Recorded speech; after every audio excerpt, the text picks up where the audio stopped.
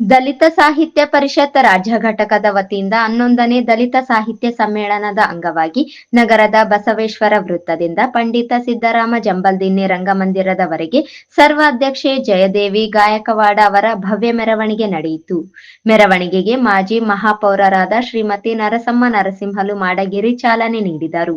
ಮೊದಲಿಗೆ ಬಸವೇಶ್ವರರ ಪುತ್ಥಳಿಗೆ ಮಾಲಾರ್ಪಣೆ ಮಾಡಿ ನಂತರ ಶ್ರೀಮತಿ ಜಯದೇವಿ ಗಾಯಕವಾಡ ಅವರನ್ನು ಹೂವಿನಿಂದ ಅಲಂಕೃತಗೊಂಡಿದ್ದ ಸಾರೋಟದಲ್ಲಿ ಸನ್ಮಾನಿಸಿ ಗೌರವಿಸಲಾಯಿತು.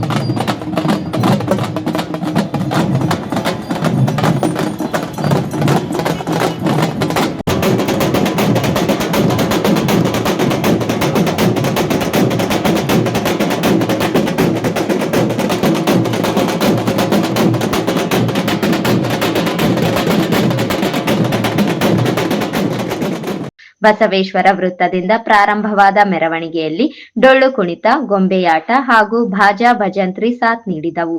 ಮೆರವಣಿಗೆ ಅಂಬೇಡ್ಕರ್ ವೃತ್ತದ ಮಾರ್ಗವಾಗಿ ರಂಗಮಂದಿರ ತಲುಪಿತು. ನಂತರ ವೇದಿಕೆ ಕಾರ್ಯಕ್ರಮ ನಡೆಯಿತು.